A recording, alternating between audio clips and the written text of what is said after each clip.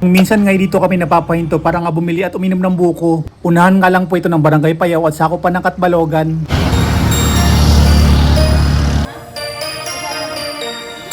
Samahan nyo naman kami ngayon sa aming biyahe pero hindi naman ito ganong kalayuan. Itong lugar naman po na ito ay ang Barangay Ginsurungan. At heto nga, andito na tayo ngayon sa mismong proper ng Katbalogan. Alas 9 pasado ng arin nito ng umaga. Mabiyahe po pala kami ngayon papunta ng bayan ng Sanori. Buti na nga lang at hindi pa ganong madami yung mga sasakyang dumadaan ngayon. Higit nga sa lahat, maganda ngayon yung panahon. Pero gayon pa man, kailangan pa rin talaga maging doble ingat kapag nasa daan ka.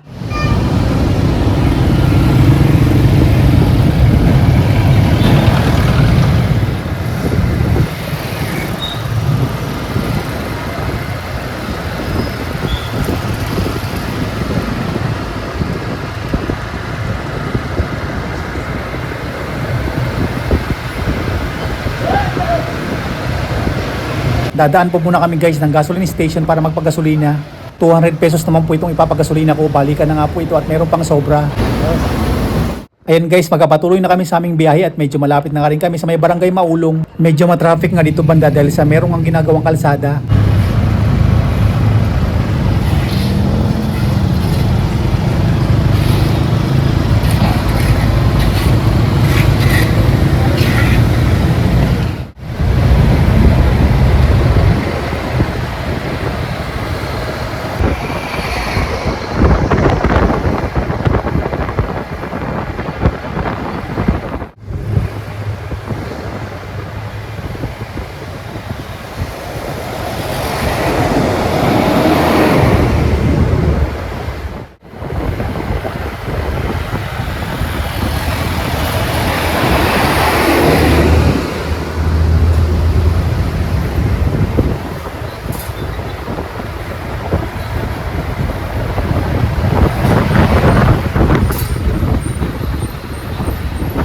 Madadaanan naman natin ngayon yung Barangay Payaw. Doon po yun guys, may bandang unahan.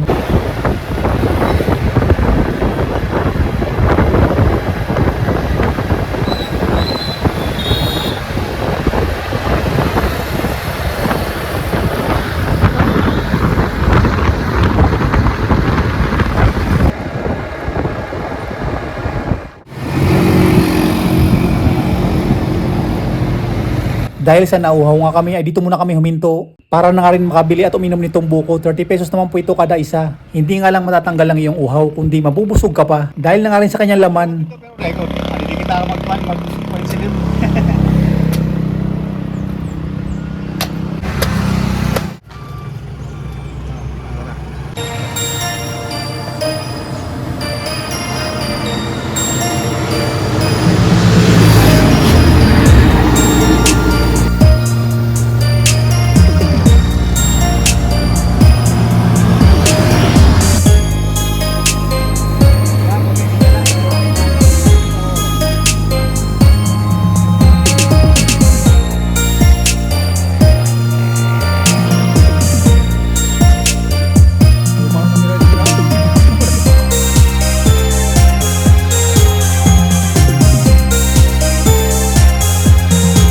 Pagkatapos kang uminom at kumain ng buko ay magkapatuloy na naman kami sa aming biyahe. Alam nyo ba guys, kapag nagmumotor ka dapat focus ka talaga dahil nga minsan hindi mo maiwasan maraming mga dumadang mga hayop kagaya ng aso at pusa. Kung minsan ngay naglalaro pa at naghahabulan pa ito sa daan at yung iba pang mga babantayan mo sa daan yung mga kaskasero. Kahit gaano ka pa nag-iingat pero yung iba naman ay hindi.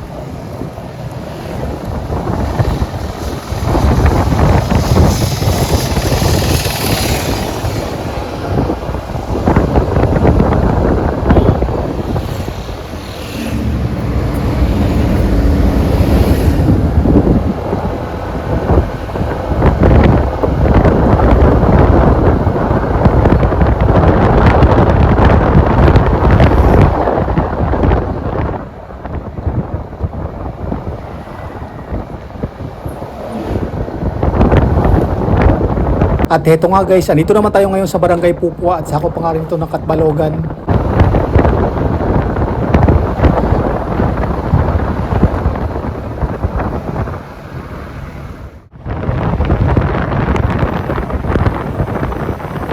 Dito naman banda ay ang Barangay Silangga. Doon naman banda sa may unahan at papuntang kaliwa ang Katbalogan Buri Airport. Ang sunod naman na barangay na ating madadaanan ay ang Barangay Igid.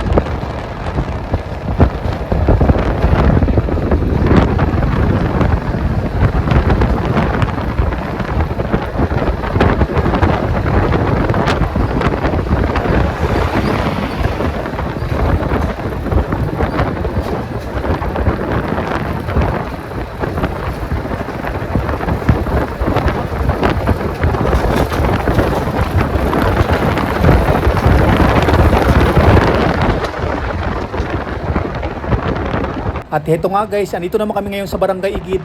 Dadaanan po muna namin yung kanilang daungan kung mayroong mga mangingisda doon.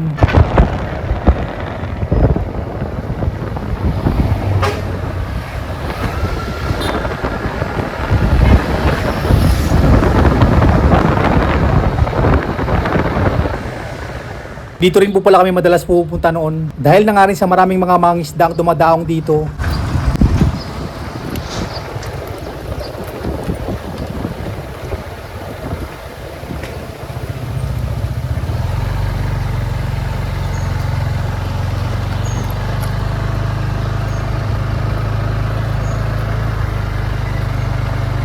Kaya nga lang mukhang tahimik pa, mukhang wala pa atang mga mangingisdang dumao ngayon. Kung minsan nga ibandang alas 12 pa sila dumarating.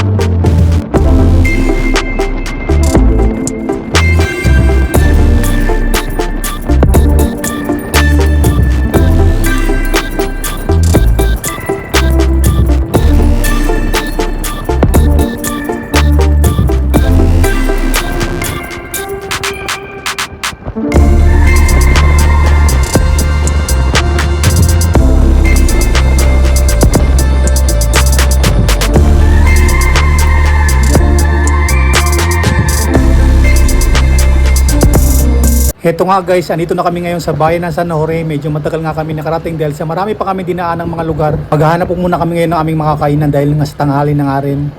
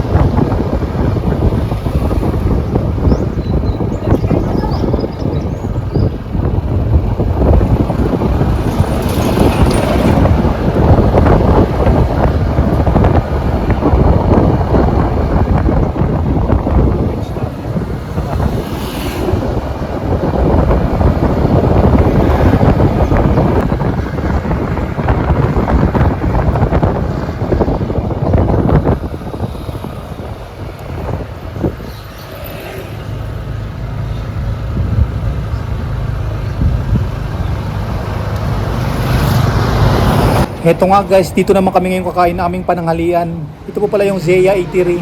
Dito rin po pala kami madalas kumakain kapag napapadaan sa kanilang lugar.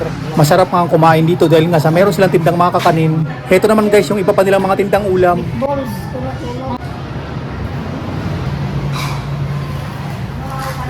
Ano ito sa'yo? Usa nga beach shot. Ano po? Dito lang magpapulit.